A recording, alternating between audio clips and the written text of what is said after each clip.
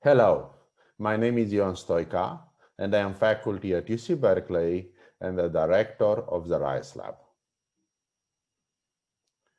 Over the past 12 years, I was involved in several open source projects, Apache Mesos, Apache Spark, Lucio, and most recently Ray. In this presentation, I will focus on Ray. The work on Ray has been driven by two key trends. More and more AI applications are becoming distributed, and more applications are becoming AI-centric. Next, let me argue for each trend. Here is a famous OpenAI plot showing the growth of the compute requirements to train the state-of-the-art machine learning models between 2012 and 2019. Notice the y-axis is in log scale. Over this period, the growth rate was staggering, 35 times every 18 months. For comparison, according to the Moore's law, which powers the tech industry for decades, the processing performance only doubled every 18 months. This is a huge gap. Now, the OpenAI plot stops in 2019. So here is another data point from 2020, GPT-3, the largest model released by OpenAI so far. As you can see, the rate of growth has continued unabated. During the same time period, there were no breakthroughs to reverse the decline of the Moore's law. So per core CPU performance is increasing still by just a few % per year. As such, there is a huge gap between the demands to train the state-of-the-art models and the capabilities of a single core.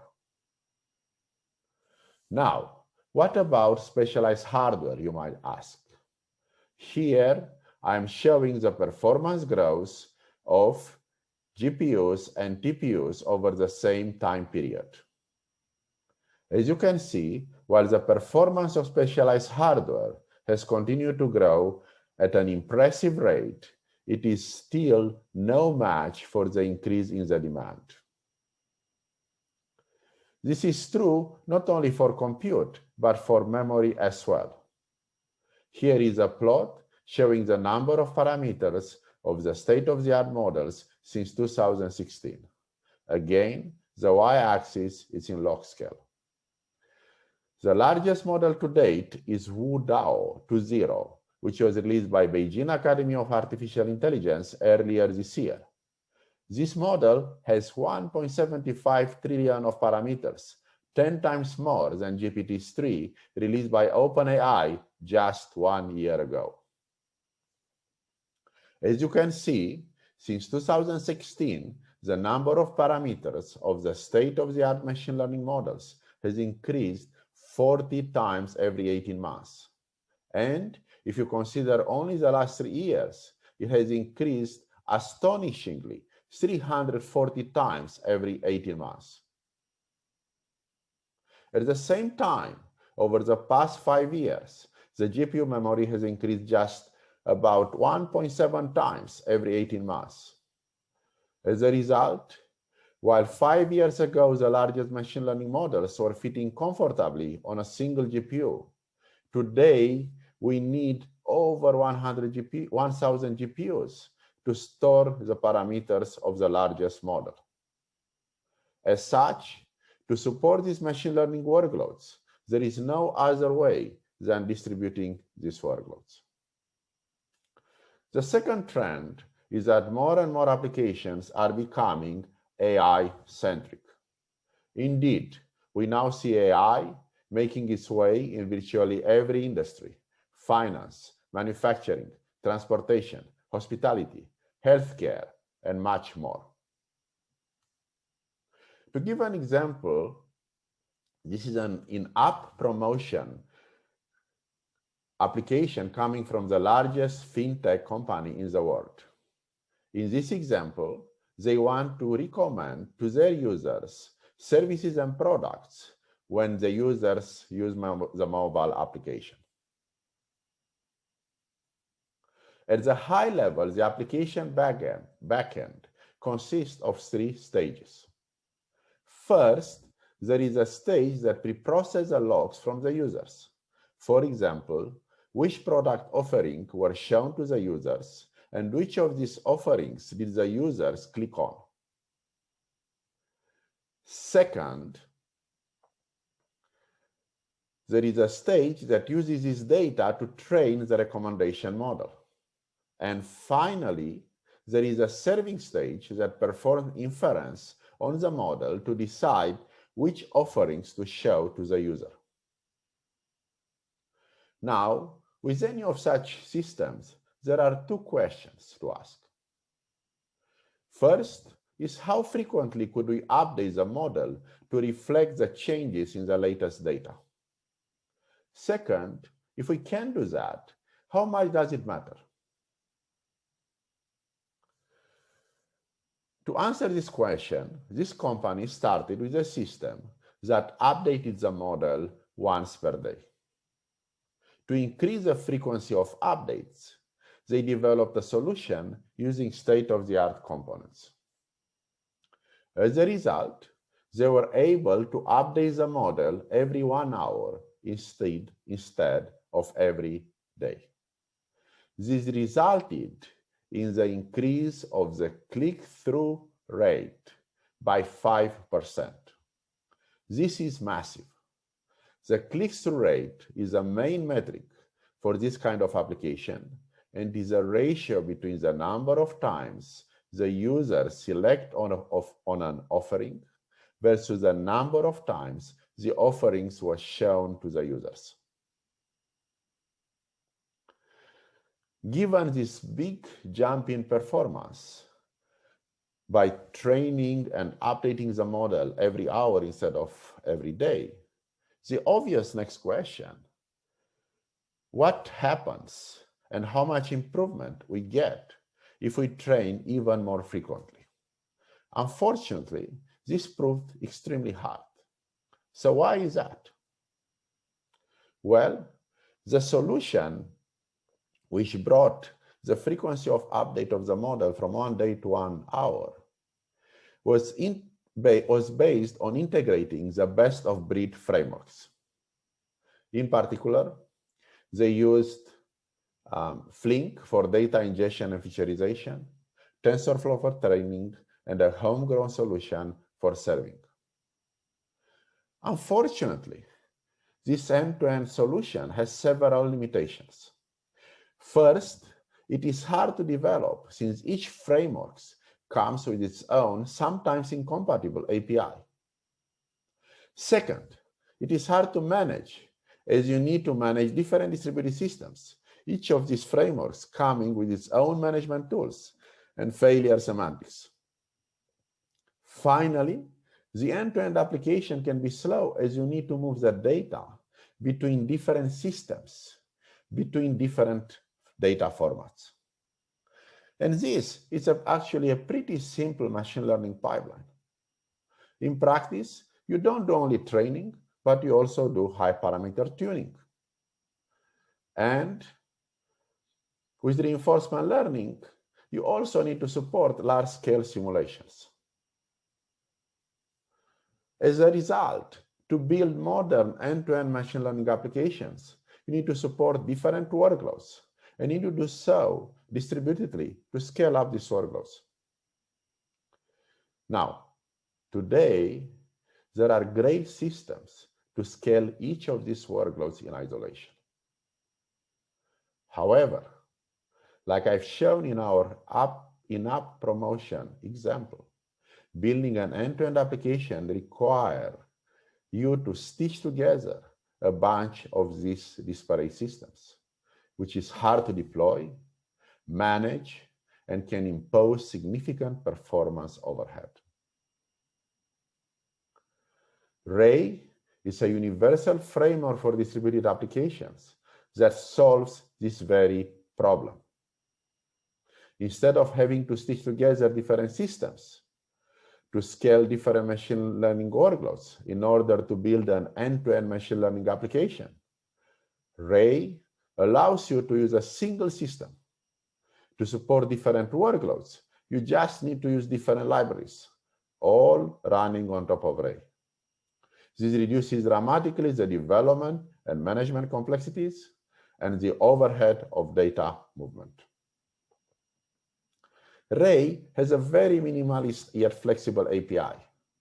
The core API has just 6 calls. Now, I will not go over each of these APIs, and instead, I will let you know why Ray is so general.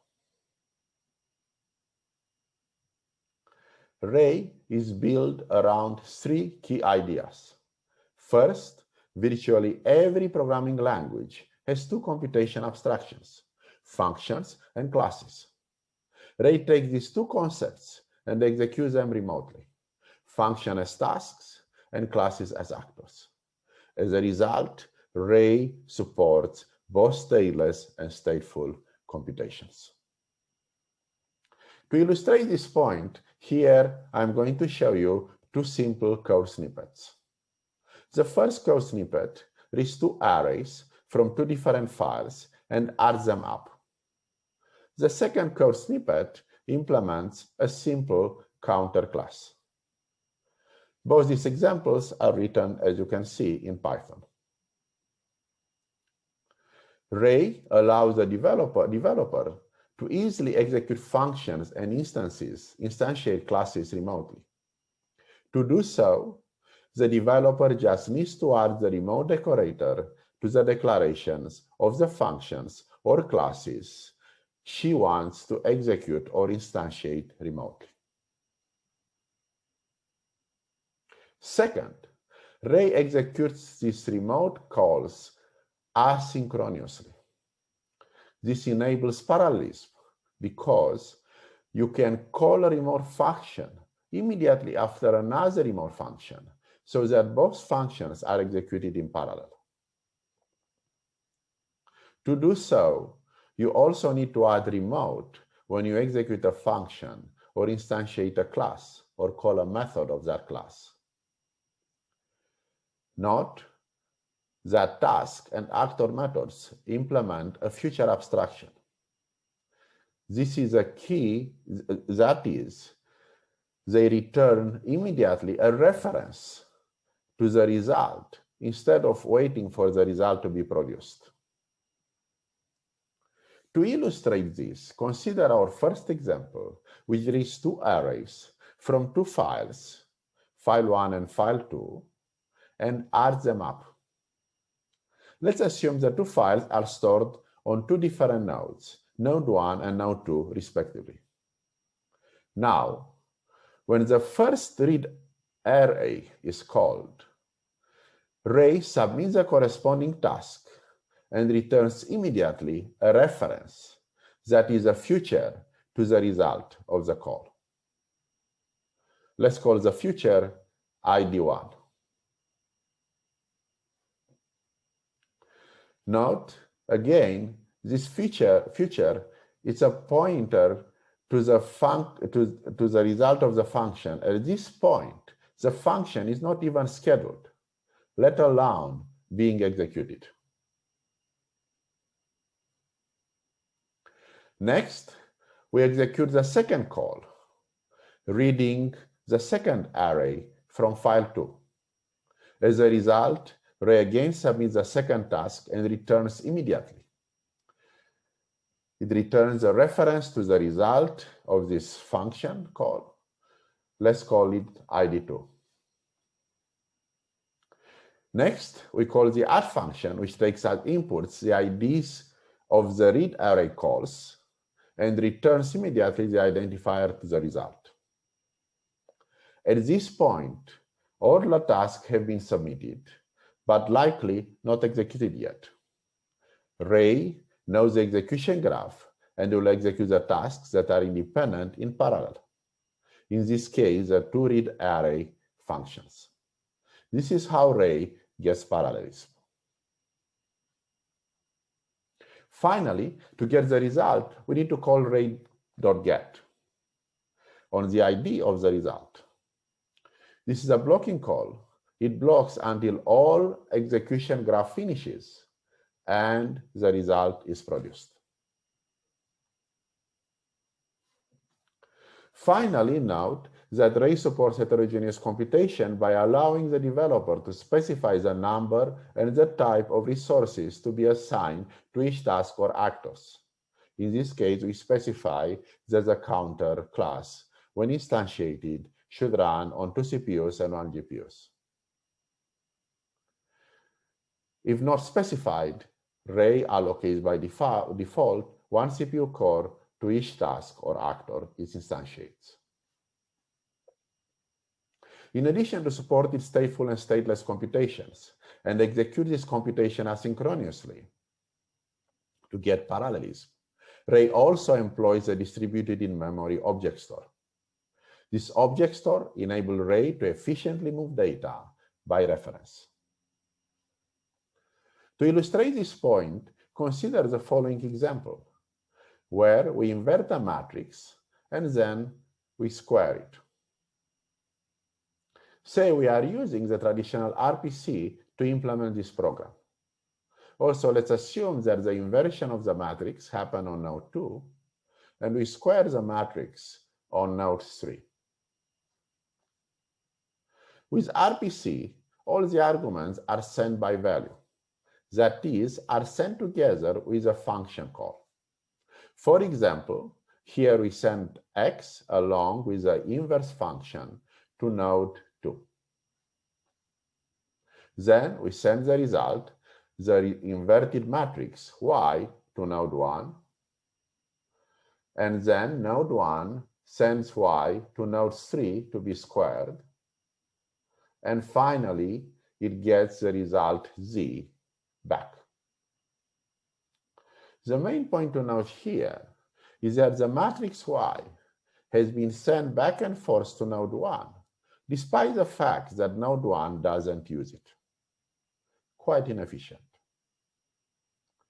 So now, let's see how things are happening in Ray.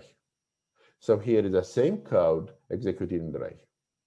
When we invoke the function to invert the matrix, the argument now is sent by reference instead by value. Then, when the code to invert the matrix is executed at node 2, that code, that function, gets x, the value of x, the matrix, from node 1. So only now, when the matrix is needed, when the argument is needed, is the matrix transferred from node 1 to node 2. So far, things are not very different from RPC. We still need to send the matrix X to from node 1 to node 2. However, next, things are starting to get interesting. The result of the inverse function is sent by reference to node 1. And now, node 1 simply takes this reference and pass it along with the task to square the matrix to node 3. Now, once the task to square the matrix starts executing, it transfers y from node 2 to node 3, and then it squares the matrix. Finally, it sends a reference of the result back to node 1. And node 1, in the end, called ray.get on the reference of z, which results in transferring the matrix z to node 1. So the important point to note here is that unlike using RPC, where the matrix y was transferred back and forth to node 1, in the case of Ray, y is transferred directly to node 2. This we saved one transfer. And in more complex application, we are going to transfer much more. Now, let us go back to our in-app promotion app example. The fintech company used Ray to implement this application to further increase the frequency of updating the model. So what was the result? They were able to go from updating the model every 1 hour to updating the model every 5 minutes. By doing so, they increase the click-through rate by another 1%.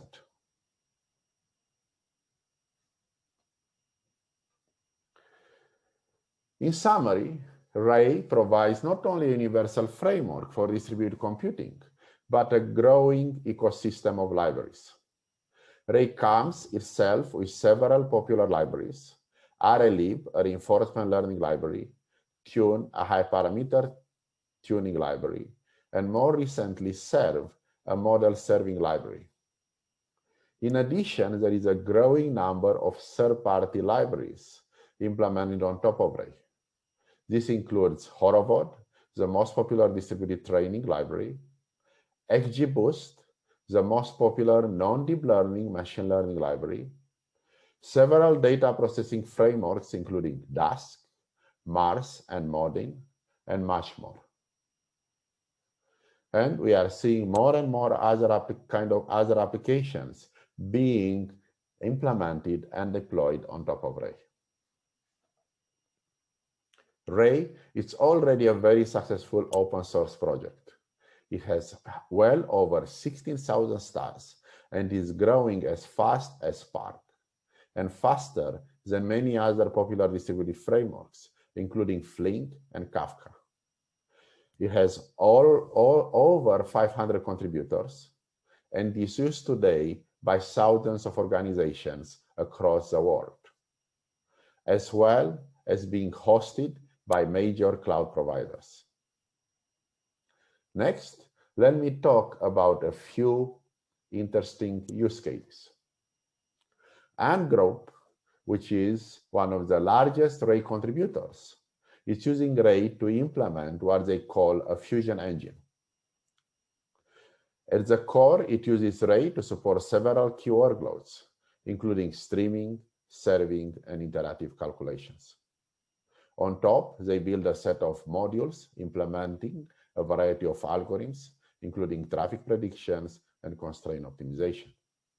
Finally, they implemented a bunch of services for a variety of use cases in marketing, advertisement, recommendation, and search.